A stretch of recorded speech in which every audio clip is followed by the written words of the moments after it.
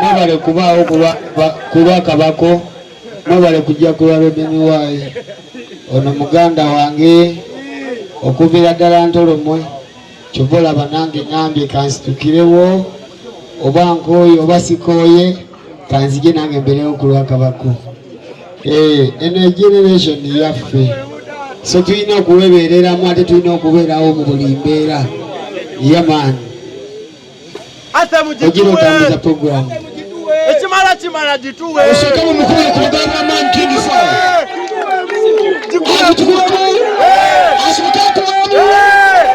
Ashoka tusabala mu. Chimala.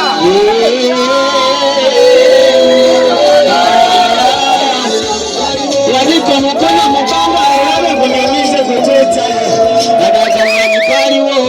Wanakamwanyi kaliwo nga temanyi kukanoga. Nekamulinga kaliwo, nekabanira kaliwo nga nekapamba tunoga.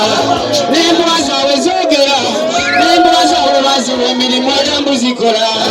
Nembwa zaabwe zoogera, nembwa zaabwe baziwa emirimu zigero zikola. Nembwa zaabwe zoogera, nga muzirabanga zigero walayi zikola. Nembwa zaabwe zoogera, ozina mikono gyaffe naye era tuziraba zikola.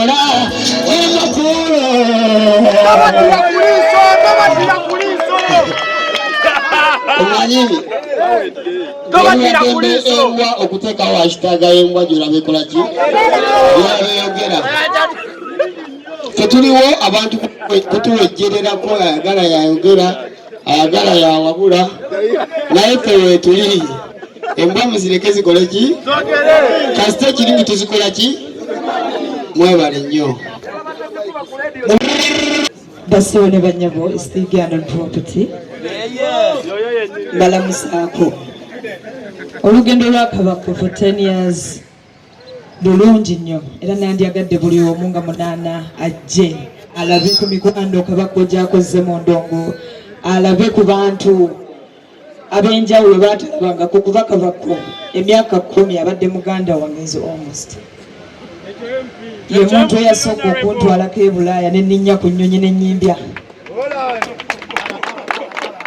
So to me, okubeera wano it's so personal and I thank God for his journey. Mbayitanga ennaku z'omwezi 8 temubeera wantu walala wonna.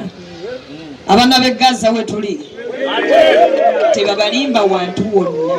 Tujjuze kalenda mujje celebrating Kabako ng'omukyala mpita abakyala mwenna. Mujje tusanyukireko muganda wange. Tiketi zonna weziri sebo tukyalinawo ze tusobola okula. But byonna nga mbyogedde ennaku z'omwezi 8 emmotoka zonna zikwere kalenda buli omu agwere kalenda to supporting Kabako. Thank you so much. Big up on yourself. You cool and simple. You cool ding ding bang.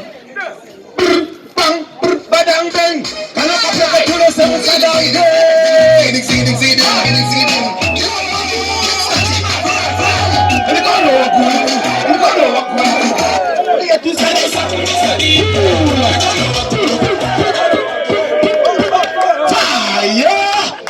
It's all about on the 8th November. See kati show yo yabake emitwe gino omanya ejja kuba show yabalalu. Show yabachi era kwolo mujenga mukimanyi. Full energy, full vibes. Mother road. Nebulana, yo. Nebulana from another mother. Goma ebintu byaffe, you know. Fe twetegeera tulina byaffe bitugatta. Tuli balalu. Next vibe. Yo. See you. Hey.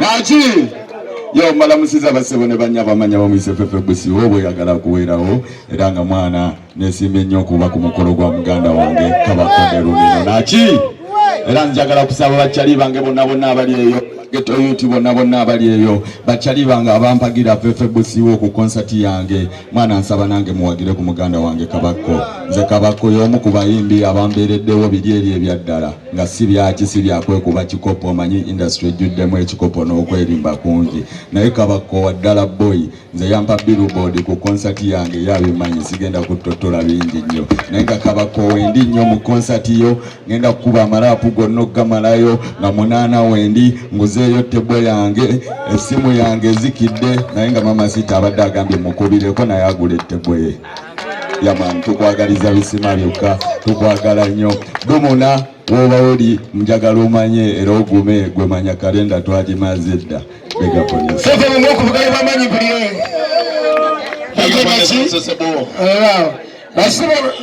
abali eri mutuwulira amajja gaba maki amajja gaba maki. Ladies and gentlemen, greetings everybody. Mwebale omwoyo gw'okubanga mwagaliza n'okwagala buli kimu kibeerewo nga kikulaakulanya ensi.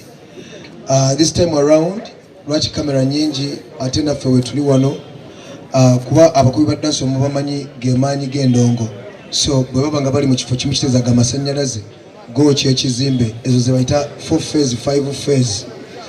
Mwabale kusalako bannamawulire TV zonna wano twagala bagamba ffe tu representing a good music, tu representing a dancehall music, ate nga tuli bannamagye abatakwatanga mundu naye nga ffe tukulira amagye g'omwoyo, ate nga ne bannamagye bakwate mundu bawuliriza mwoyo.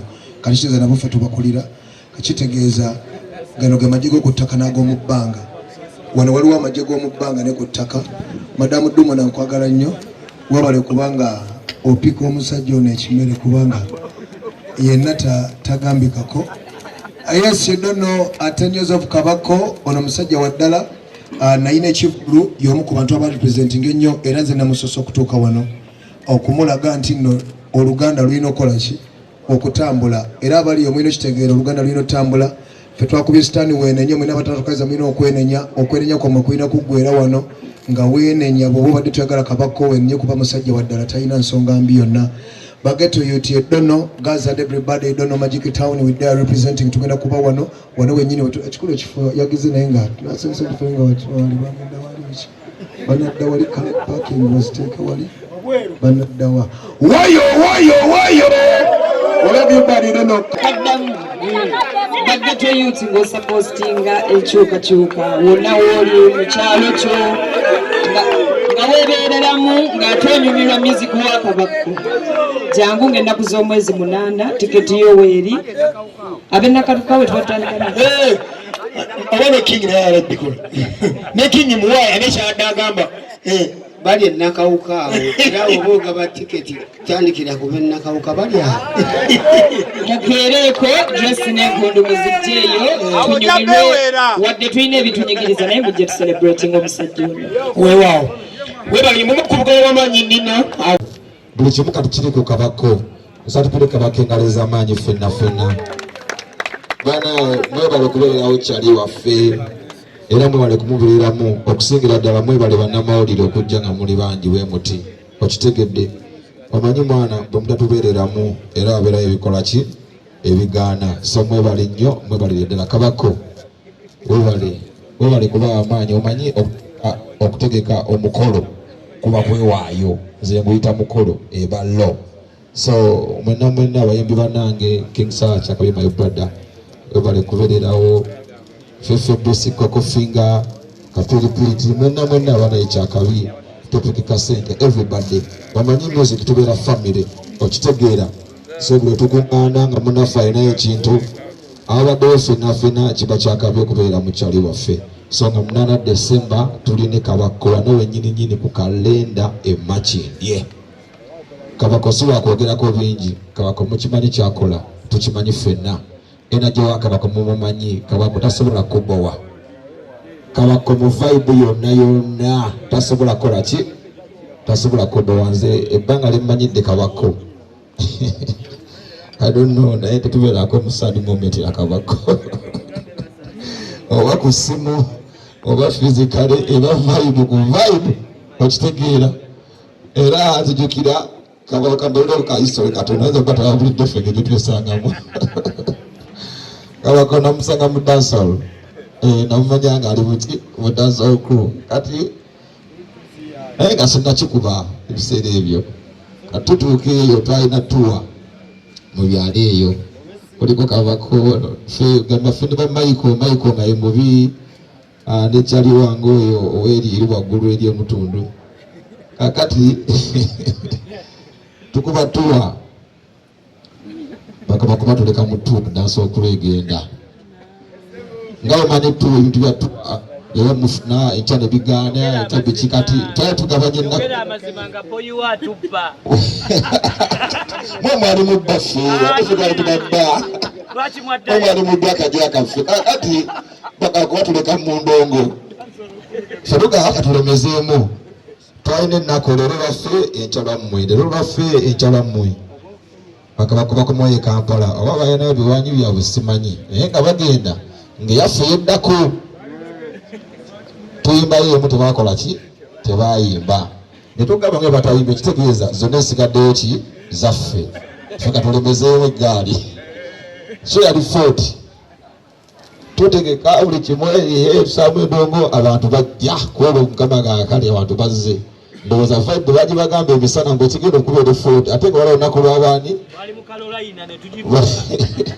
waliwo abakabako tuba tuli awo sawa nga satu awo nya bakabako nga bayingi n'omusajja abavuga ali awo dokita bagira muyiseeko awo dokita mumanyi dokita bafune bagira mu yaabo butalaga bagira mu ya dokita bazze kusaba kusolooza otegere bakime sente zaabwe ku lunaku ki lwabwe twagamba katugenda kufa ne bakabako bano ekijja kijje ebikonde byavuga oba twalaga temugenda kuyimba naye tujja kuyimba temugenda kuyimba booking tugitaddeko security baga tugenda kuyimba ne sente tuzitwale naye twagaana ebikonde byanyooka ebyabira mu nzikiza ebyakubye engamba waata ne kebo tukisikamu naye nga konna twabalemesa okubba mwali mwakatubba mwe mwali mubbye lunaku lwa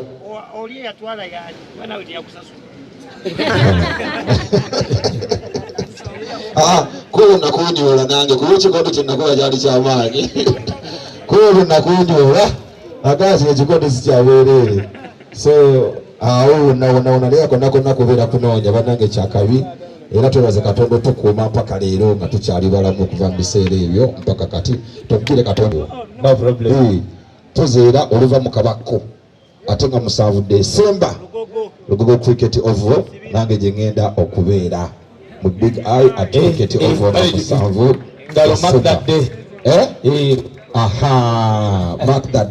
mark that date 7 December. Big up everybody.